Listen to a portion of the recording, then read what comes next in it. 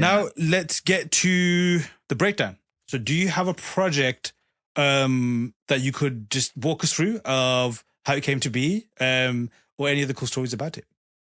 Cool. So this is one I posted recently, is sort of turning this strap. So here I'll grab. Oh, sick. So this is I actually have it around here somewhere, but I don't know where it is at the moment. Yeah, it's basically the one of those belt straps. Yep. And yeah, so the way I can show you is I come in and just pulling all the layers off here. Is it your initial photograph, or did you grab that? Yeah. Nice. So sometimes people will send me stuff, and that's always really fun. And they'll send me things that are like really cool, random objects that they've found that they think would be a cool ship.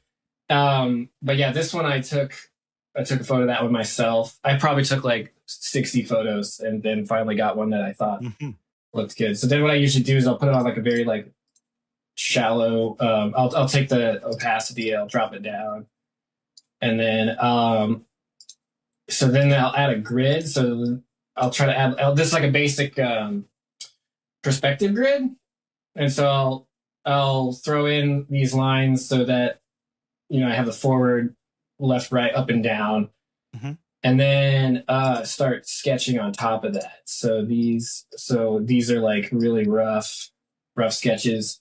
Okay, so I also say that I have like two modes of working depending on kind of like what the output I want to be. So this would be like just doing it all digitally and painting digitally. I have a Wacom and everything over here. And I like painting digitally, but I always find like the digital lines, I just don't like them as much. So what I actually started doing is I would take this and then I would print it out onto a piece of paper, and then I have a light board. Nice. And I'll actually, and this is like and I'll actually just put a printout of the underlay on my light board, and then I'll redraw that on top, and then I'll scan that back in, and then I'll color the lines on top of that. So just quickly, what brand of light board is it? Like, do you swear by a certain kind of brand, or just anything that just gives illumination? I did some research a few years ago, and it's just a Huion, I guess. I don't know if that's a good one or a bad one. It's the only one I've had. The one thing I don't like about it is if you rest your hand on a chunk of it, but if you're not careful, it'll like automatically adjust the lighting for you. Okay. So if you're drawing and you put your arm on it, it'll like change. But yeah, I mean, it has variable lighting on it. So cool. Yeah, so sometimes I'll do the line work on the light board, and then I'll scan that back in. And then so going back to this one, I'll start off with a sketch, and I'll draw a really, really rough sketch, and it'll be bad and perspectively all wonky. And then what I do is I'll put that one down at like really low opacity. And it's like the same process I would use with pencils. And then I'll come in and I'll draw my next more detailed sketch on top of it and try to fix perspective and all that.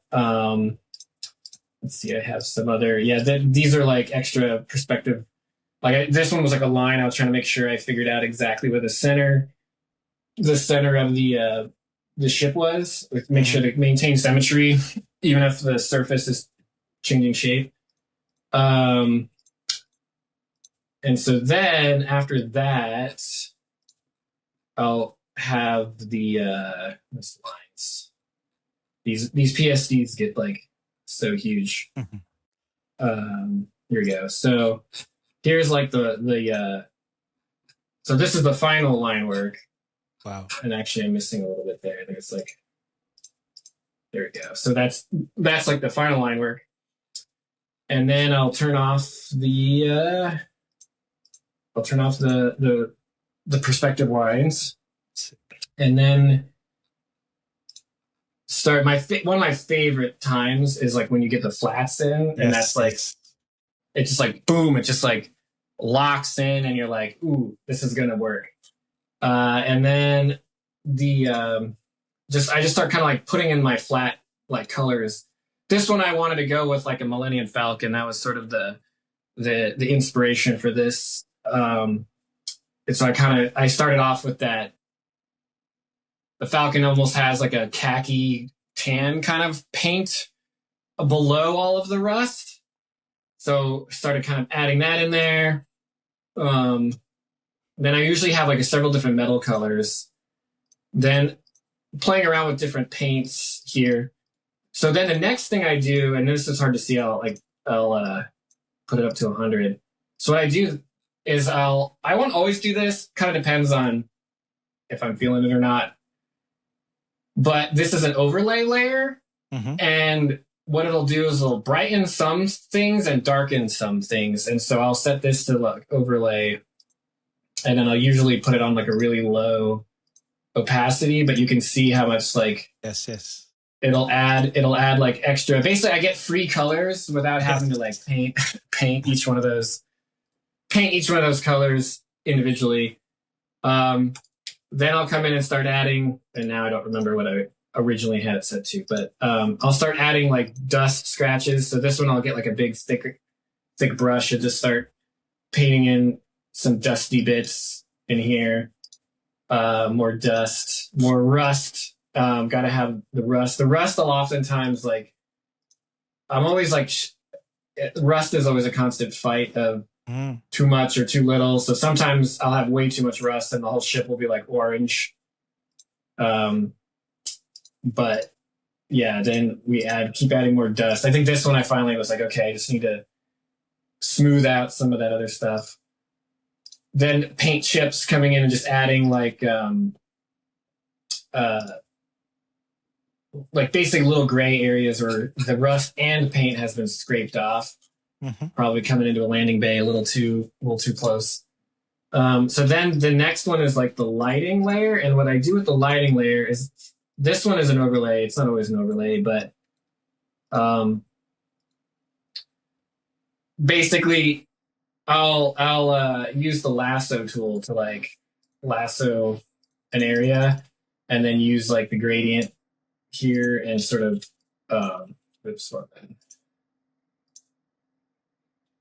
and just basically come in and add lighting on stuff that I want. And so this one was basically the big broad shapes. And so trying to, use the gradient to sort of really showcase those, like really show the curves of like the curvature of the surface. Then I have a separate lighting details pass, which this one is, this one usually I'll go, it's just like a brush, a soft brush, and I'll go in and isolate out pipes and just sort of add sort of lighting to it. And usually I pick a lighting direction at the beginning. And so for this one, I'm just doing sort of very soft top down light, because I want you to be able to like see all the details. So then usually I put it down kind of low, and I don't remember what it was now. Now it's gonna look bad once I put everything all the layers back together, because nah, it looks amazing. Then this one, like the strap had this like cool like groove in it, so I was like, ooh, that's gonna be like some sort of engine vent, cool engine vent. Then having a rim light is always a lot nice on the bottom to like sort of like pop it off. So this one basically I made it the same way as the regular lighting, but just really just sort of the edges. Maybe there's like a big blue nebula in the background there. But yeah, then coming in and just adding stuff.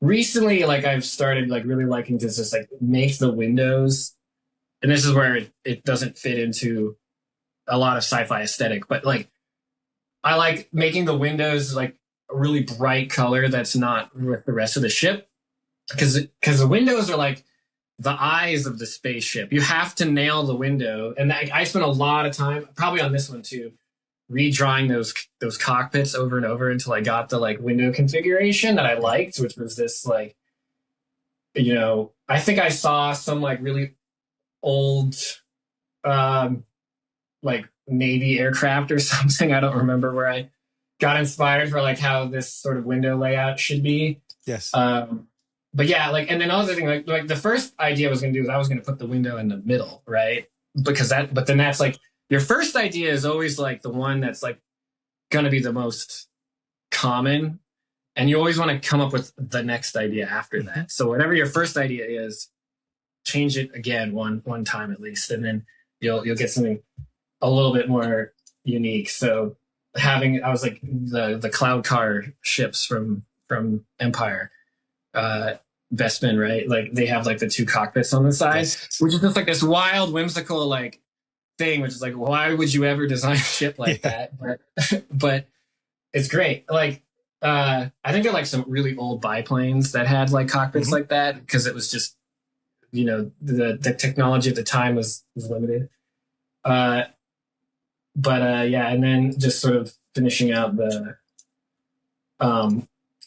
the line art for the engine, and then kind of I wanted the tail, the engine to like, it's supposed to, you know, the strap. I found like an orange strap that was like perfect. So Of course, yes. So making the engine trail look like the strap look like the engine trail, you know. So yeah, and then I always have like, this one doesn't have it, but I always have a million like curve layers at the end, you know, try to like dial in the color just right. And yeah, that's how one comes together. Incredible. What's this ship called? Do you name them all?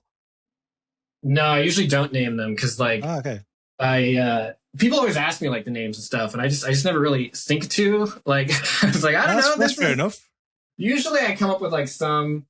This one doesn't have it. This one's just called Strap Ship. Usually, I come up with some name. Strap Ship's good enough. Yeah, I come up with some snarky name to put in the file. Yeah. You know, but yeah.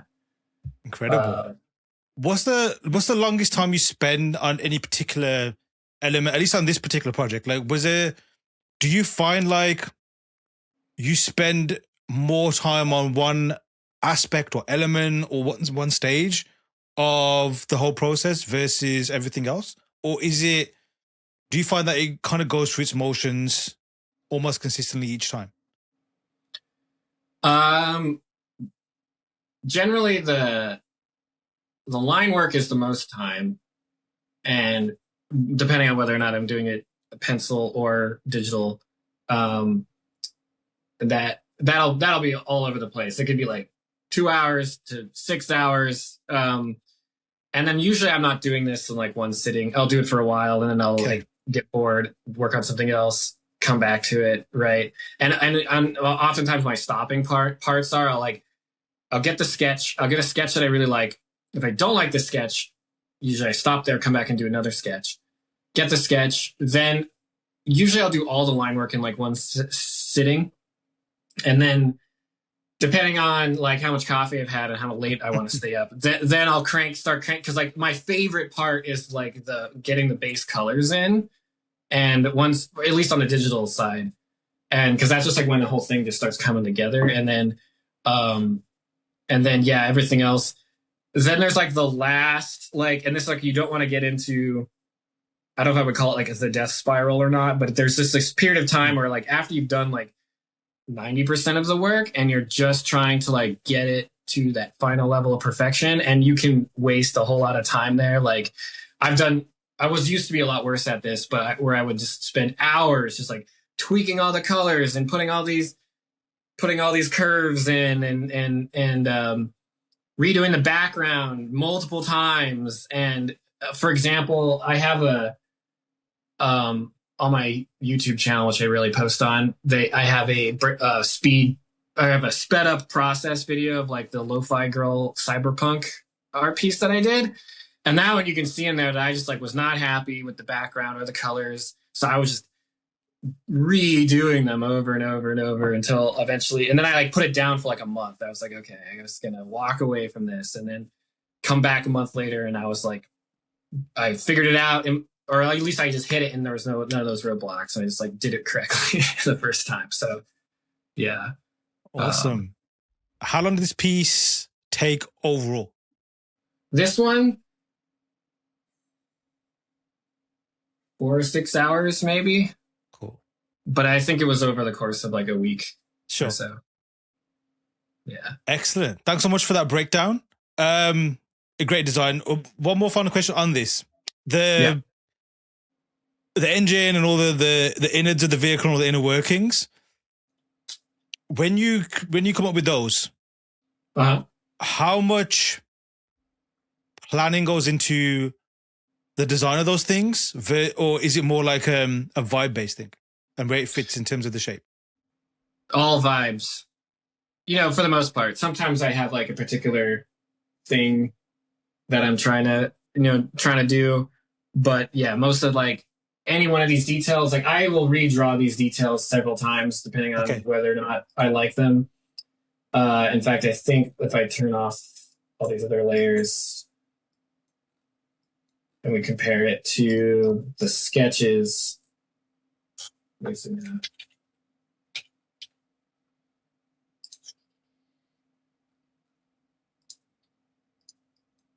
oh yeah, so this sketch here, the cockpit is in the front, right? And then this one, I think I stayed pretty close to this sketch with the line work on this particular one. I think this was one of those times when everything was like working well, like just flowing really well. But yeah, I'll like, what'll happen sometimes is you need to add spaces for your eye to like rest. And then the other thing too is really like, for instance, these like panels here, really using panels to